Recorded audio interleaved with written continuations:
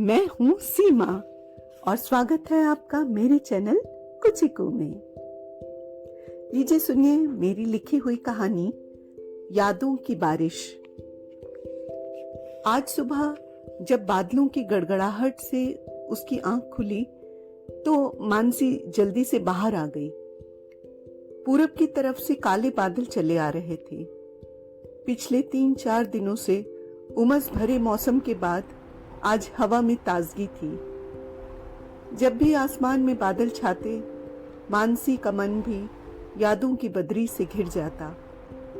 वो निकल पड़ता उन पर सवार होकर दूर तक और हिचकोले खाता हुआ पहुंच जाता अपने बचपन में, जहां की सबसे पहली बारिश की याद उसके मन में अभी भी एकदम साफ दिखाई देती थी। 2 कमरों का छोटा सा घर, लेकिन बड़ा सा आंगन, जहां माँ ने कई तरह के फल फूल और सब्जियां लगा रखे थे। सुबह उठते ही वो सबसे पहले आंगन में जाकर देखती थी कि आज कौन सा नया फूल खिला, कौन सी कली चटकी, भिंडी और बैंगन के पौधों पर फूल आने लगे या आम और जामुन पर बौर आ गई।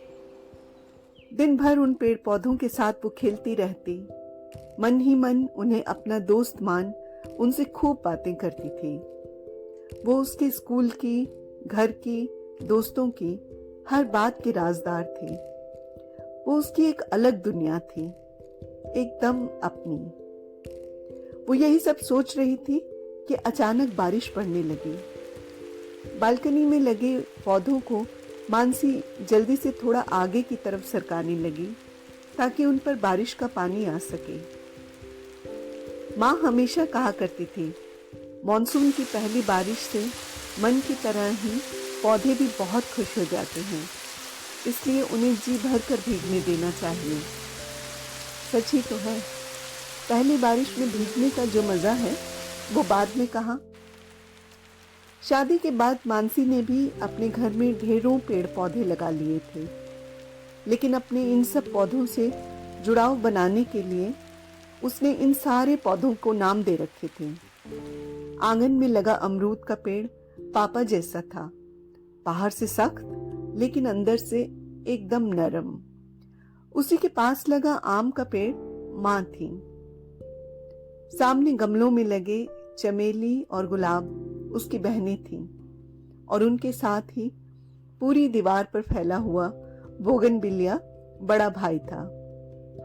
चंपा सासू माँ थी और पपीता ससुर जी, और भी न जाने कितने रिश्तेदार और दोस्त थे।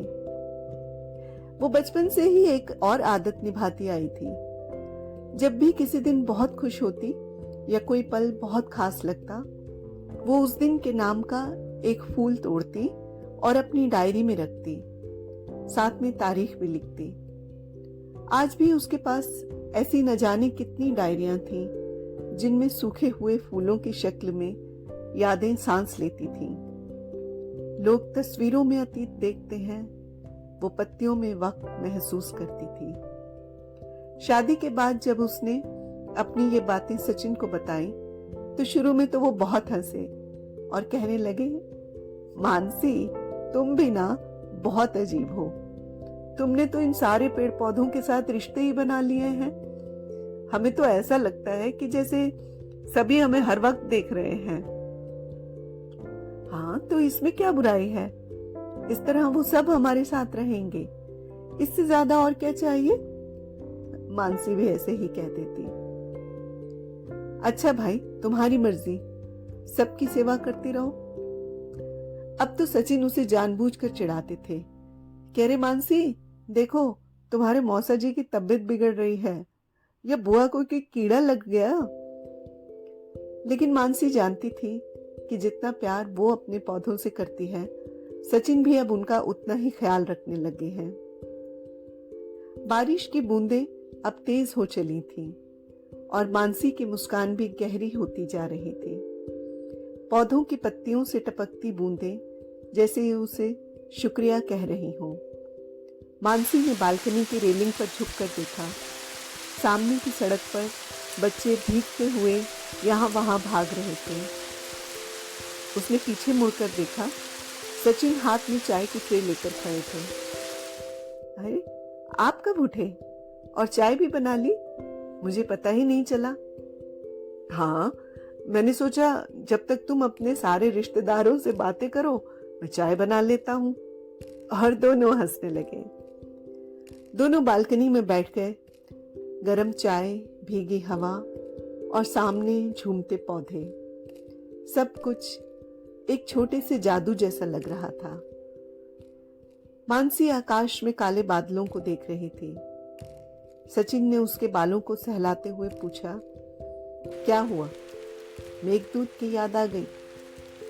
नहीं, मानसी बोली, मुझे ऐसा लगता है कि जैसे ये बादल पुरुष है और धरती एक स्त्री।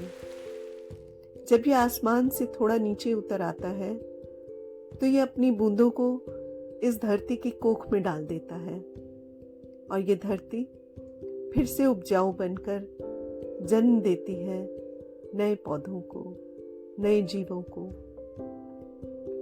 वो माँ की तरह ही हमें खाने, रहने और पहनने के लिए सब कुछ देती है। प्रकृति का ये चक्र कितना अद्भुत है। हम सब जैसे एक दूसरे के पूरक हैं। हमें हमेशा उसका आदर करना चाहिए। सचिन ने पास बैठे बैठे कहा, मानसी, तुम्हारी ये दुनिया कितनी खूबसूरत है। कभी सोचा है अगर हर इंसान अपने आसपास ऐसी ही दुनिया बना ले जहां रिश्ते पेड़ों की तरह गहरे हों, यादें फूलों की तरह महकती हों और आत्मा हर बारिश के साथ थोड़ी और धुलकर चमकती जाए, तो दुनिया कितनी सुकून भरी हो जाए। मानसी ने सामने लगे गुलाब के पौधों से एक फूल तोड़ा और उसे अपनी डायरी में रख दिया। सचिन ने उस जगह पर लिख दिया, 18 जून, बारिश, चाय और सबके साथ होने का सुकून। तो ये थी मेरी आज की कहानी। ऐसी ही और कहानियां सुनने के लिए जुड़े रहिए मेरे YouTube चैनल के साथ कुचिकू।